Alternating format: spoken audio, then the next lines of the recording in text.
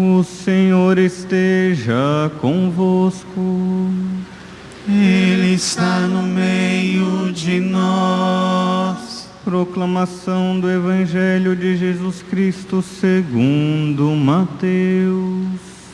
Glória a vós, Senhor.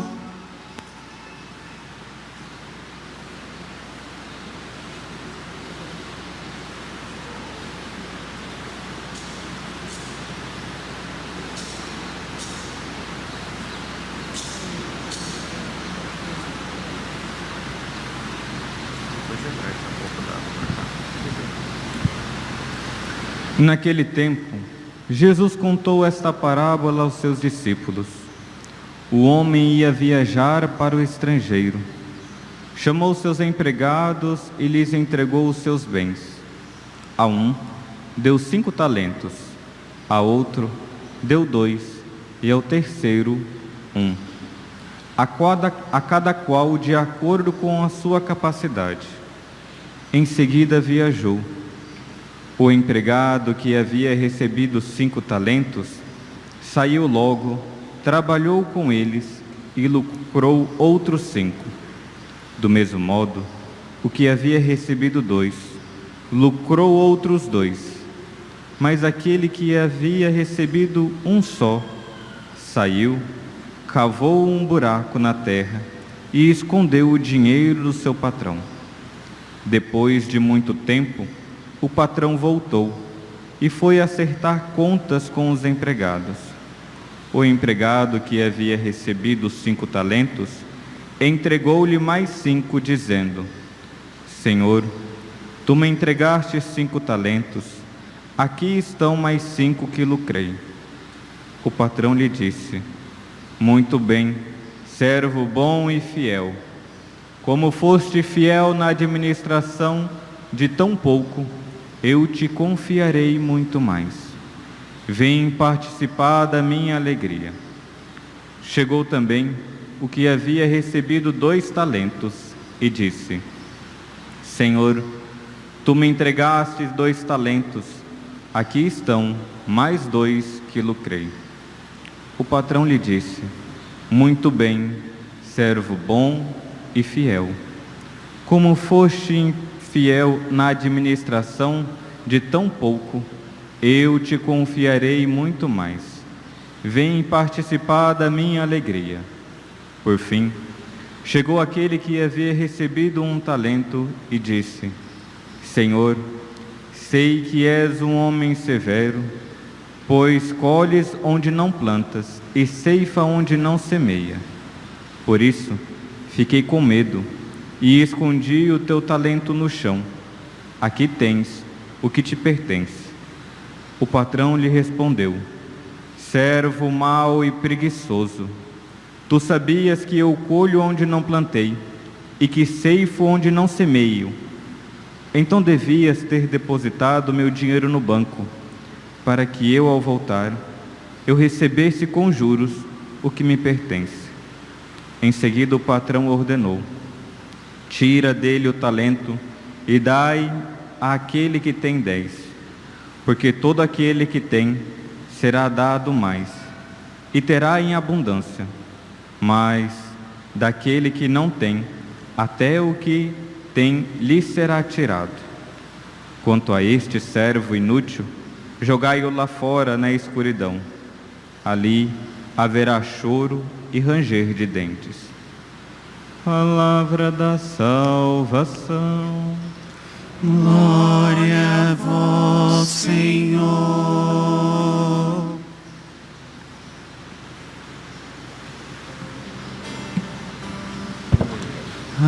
Aleluia, aleluia, aleluia, aleluia, aleluia, aleluia, aleluia,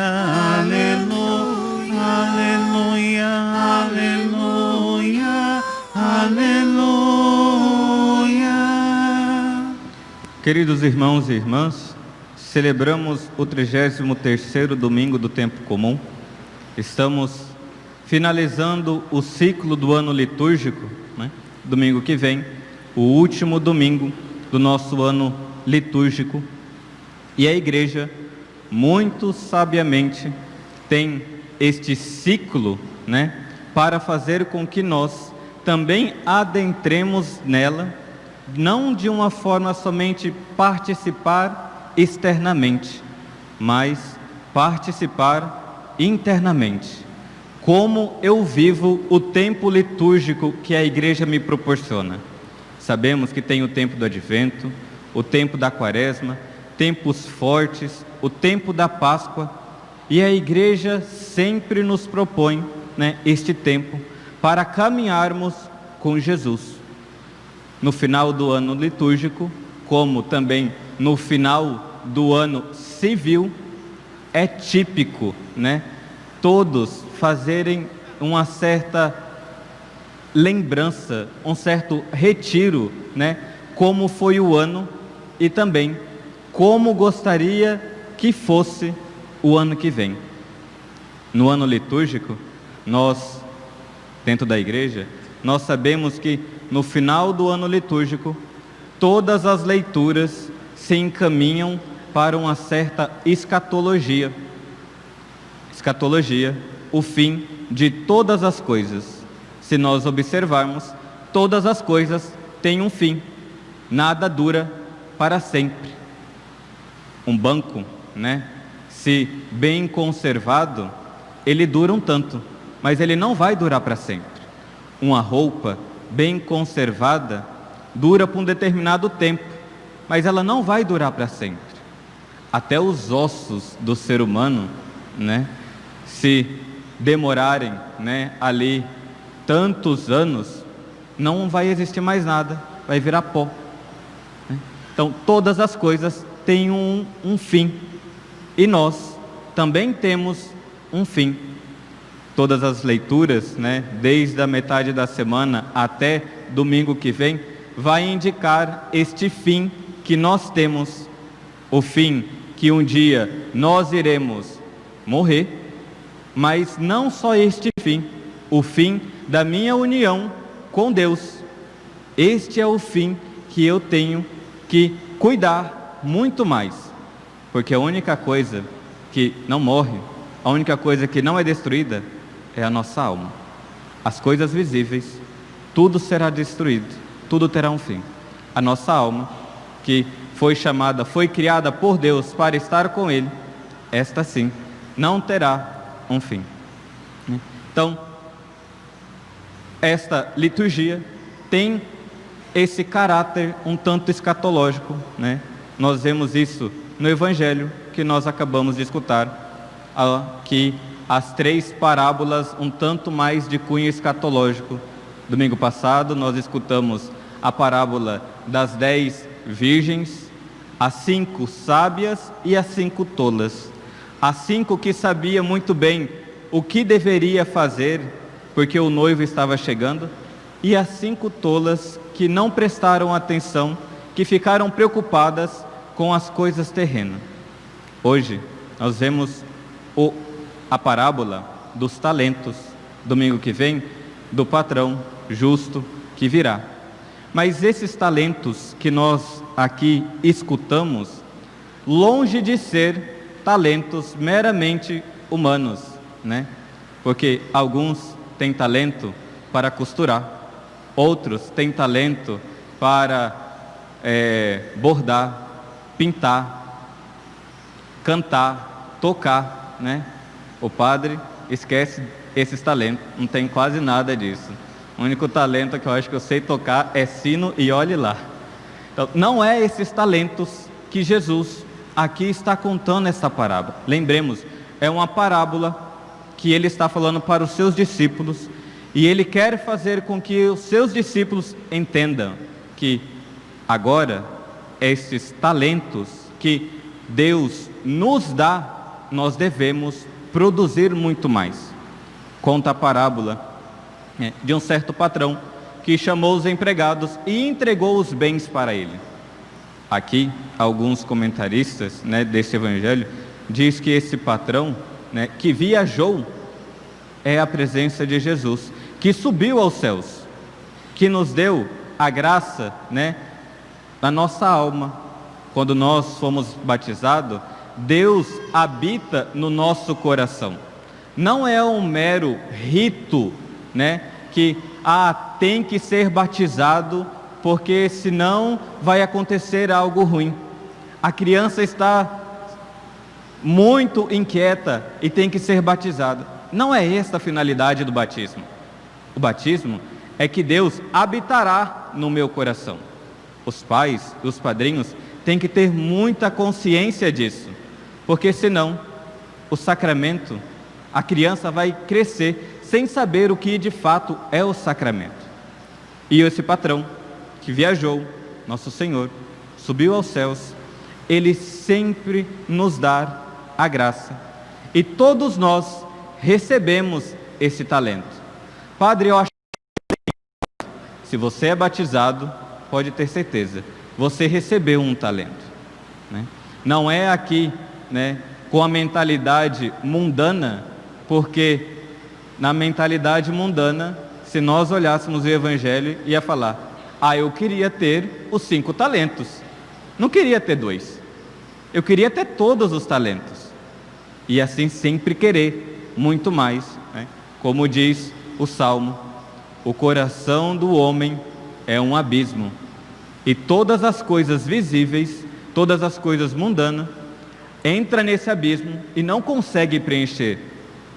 Esses talentos, todos nós temos ele.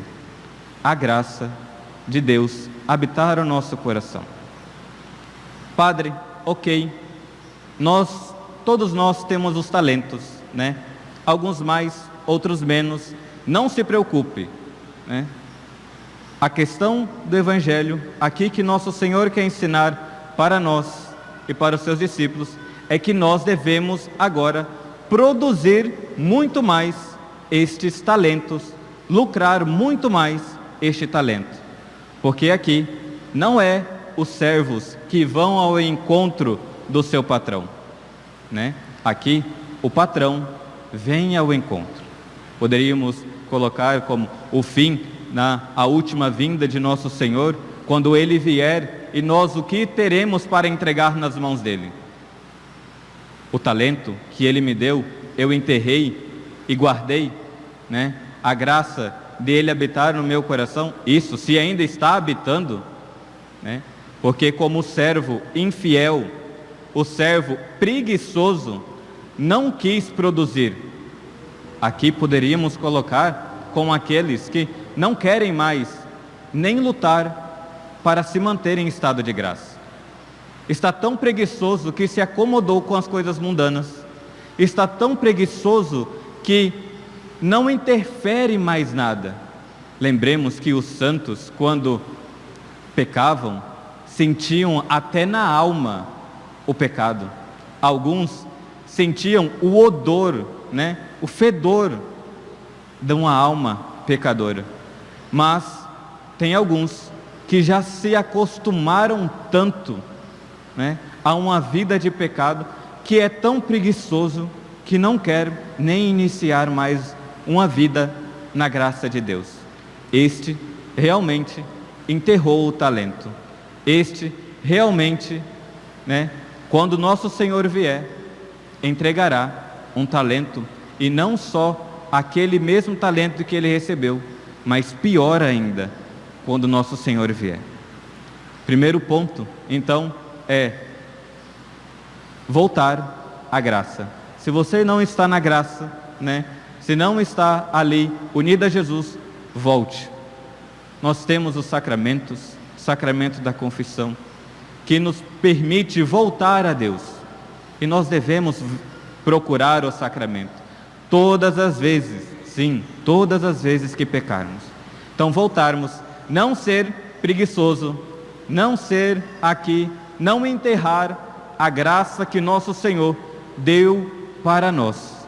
Essa graça eu devo produzir cada vez mais.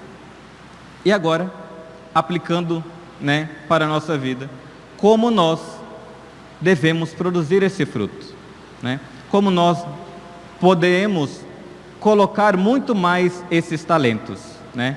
Ok, primeira coisa, devo estar em estado de graça, devo estar unido a Jesus, devo me esforçar constantemente para rezar, devo me esforçar constantemente para participar das missas, principalmente missa dominical, devo me esforçar para estar rezando o terço. Primeira coisa, o esforço, né? Para parar de procrastinar, depois eu rezo, né? O ser humano tem uma coisa, né, que ele mesmo consegue se auto-sabotar. Ele fala, depois eu rezo, mas depois nunca chega. Sempre fica ali o cansaço, sempre fica ali a preguiça e não toma uma decisão. Tomemos a decisão de voltar a rezar, né? E agora, voltando a rezar, como devo caminhar para produzir mais talentos que nosso Senhor nos deu? Muitos, né? Existem vários meios e caminhos na vida espiritual. São João Bosco, né, evangelizou aos seus meninos falando da virtude, falando ali da beleza, da graça e falando a feiura do pecado. Uma das formas seria essa, sim. São Francisco de Sales, né, que tanto nos ensina a uma vida devota, mostra que esta vida devota vem da oração e da intimidade com Deus, de colocar esta caridade, este amor de Deus no nosso coração, né? E hoje eu queria também falar do livro, né, de São Pedro de Alcântara, que ensina alguns métodos para rezar, né? Vários outros livros, né, esse livro, Tratado da Oração, vários outros livros nos ensinam, né, como estar mais próximo de Deus. Padre, eu rezo, mas eu não consigo ter alguns métodos para rezar. Existem vários métodos para rezar, né? Padre, eu rezo, mas eu não consigo ver fruto na minha oração. Então algo está errado, né? Não está rezando de fato. São Pedro de Alcântara, então, no livro O Tratado da Oração, vai nos colocar alguns pontos que nos incentiva e nos ajuda a vida devota, a vida de produzir mais talentos, né? Primeira coisa é estar em estado de graça, né? E aí ele vai dizer, um dos primeiros pontos, guardar o coração. Aquilo, né, onde está o teu tesouro, está o teu coração. Se a comida, se a bebida, se o dinheiro, se o seu amigo, se o teu próprio filho, se o teu próprio esposo for o teu tesouro, Deus nunca habitará ali. Padre, mas é meu filho, é meu esposo, mas foi Deus quem deu. Nós devemos dar, primeiro ponto, para Deus. Não deixar que essas paixões, não deixar que todas as outras coisas tomem o lugar de Deus. Mas, Padre, isso é demais. Nosso Senhor, Ele não quer migalhas. Ou é tudo, ou é nada, né? Não tem como ficar no meio do muro. Ou nós entregamos realmente o nosso coração a Ele, ou nós nunca entregaremos, né? Sabendo de que quando nós colocamos Ele em primeiro lugar no nosso coração, Ele ordenará todas as coisas. Nós não perderemos nada, né? Não perderemos os nossos. Ele vai nos ensinar a amar melhor os nossos. Ele vai nos ensinar a utilizar das coisas presentes melhor, porque Ele que nos criou sabe a nossa finalidade. Então, guardar o coração, o que entra no meu coração, o que eu cativo no meu coração, né? Poderíamos até perguntar, o que nós pensamos o dia inteiro? Eu penso em dormir, né? O descanso é o meu Deus. Eu penso no meu serviço, o meu serviço é o meu Deus. O que nós estamos colocando no nosso coração? Quem é o Senhor do nosso coração, né? E aí ele ainda vai dizer que todas essas paixões, tudo aquilo que entra no coração, entra através dos sentidos, né? E sabemos muito bem, aquilo que eu vejo influencia na minha vida. Aquilo que eu escuto influencia na minha vida, né? Querendo ou não, eles influenciam, porque as músicas, não é que nós ouvimos pela letra, nós ouvimos muito mais pelo ritmo, né? A gente consegue decorar a letra de uma música rapidamente pelo ritmo que ela tem. Não porque nós ficamos lendo, mas é pelo ritmo, né? Aquilo que eu vejo influencia, né? Por isso nós não temos que ter um certo cuidado, porque eu vejo e depois quando eu vou rezar, as distrações nos tomam, né? Faz com que nós nos dispersemos muito mais, né? Então, guardar o coração, guardar os sentidos.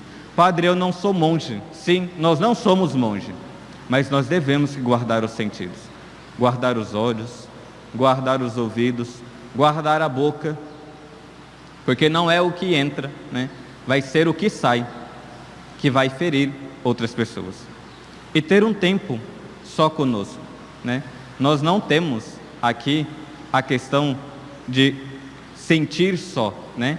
Ninguém gosta, mas não gosta pelo fato de que não gosta de fazer um exame da sua própria vida, né? Sempre é as coisas externas, nunca consegue ter um tempo para, como diz Santo Agostinho, para estar no mais íntimo do meu coração, ter um tempo para si mesmo, né? Então vimos estar em estado de graça, guardar o coração, guardar os sentidos, né? E ter o tempo para si. 5 minutos, 10 minutos, né? Não é aqui um tempo de relaxar, é um tempo que nós estamos na presença de Deus, né? Não é um tempo para mim, para eu dormir um pouco mais. Não. Mamãe Margarida, a mãe de São João Bosco, né, diz que, meu filho, não durma demais. Dormir significa nós estarmos mortos. Enquanto nós estamos vivos, né, nos lembra a morte, né, melhor. E enquanto nós estamos vivos, nós devemos fazer obra de caridade a todos, né? Tanto que Dom Bosco foi sempre ali um exemplo de trabalhador. Nunca se cansava, né? Como, né, eu disse, não é aqui só a questão de ter tempo para si, se guardar um pouco mais, né? E aí mais uns 5 pontos, né, que nós devemos ter conosco. Ter algo, se nós queremos ter amigos no céu, eu devo conhecer esses amigos. E como nós conhecemos esses amigos?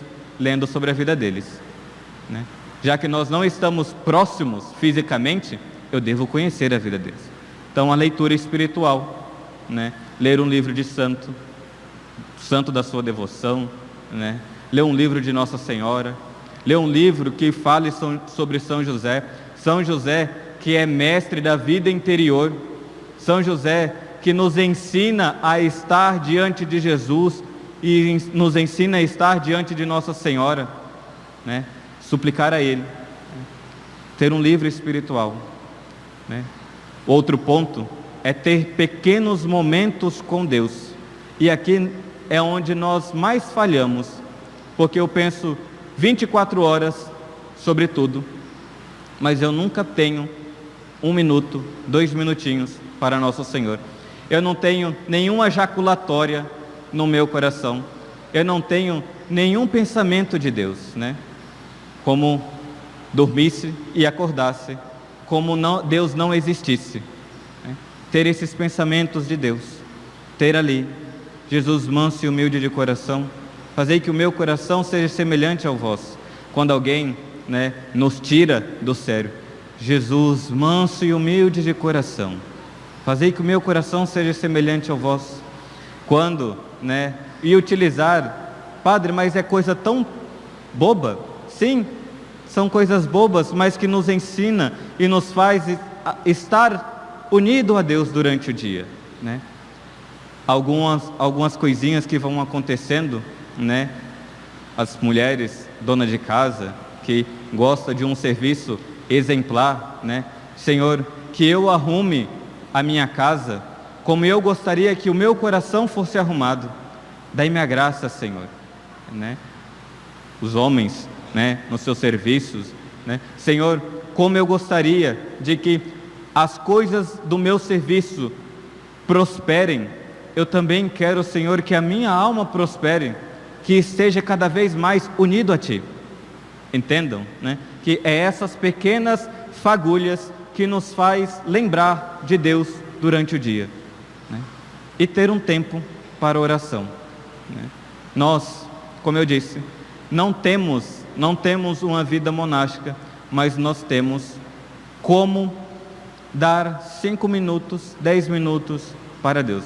Não é possível que ninguém tenha 10 minutos. Não é possível, né? Se nós vermos o quanto de tempo eu gasto nas redes sociais, e é assim, começa a ver um, vai para outro, e vai para outro, e vai para outro, e vai para outro, e quando nós damos conta, já passou 1 hora, e em vez de utilizar daquele tempo para a nossa oração, nós não utilizamos, né?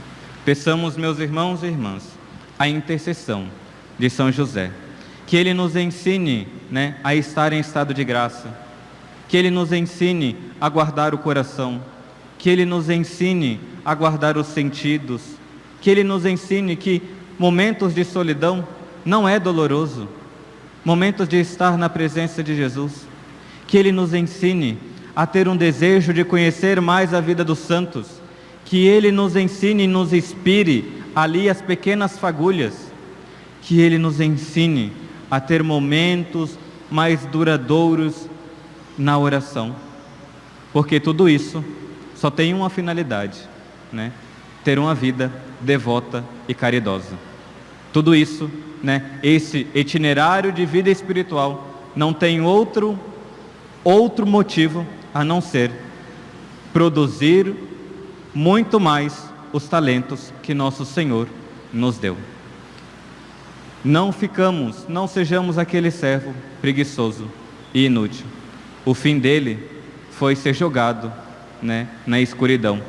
O fim dele, né, foi ser retirado aquilo que tinha. Ele só tinha um talento, tinha que produzir só um talento a mais. Mas aquele único talento, ele nem isso quis produzir. Se nós temos um, produzamos mais um. Se nós temos 2, produzamos mais 2. Não importa quanto nós temos, nós devemos fazer frutificar muito mais essa graça que nosso Senhor colocou dentro de nós. Louvado seja nosso Senhor Jesus Cristo,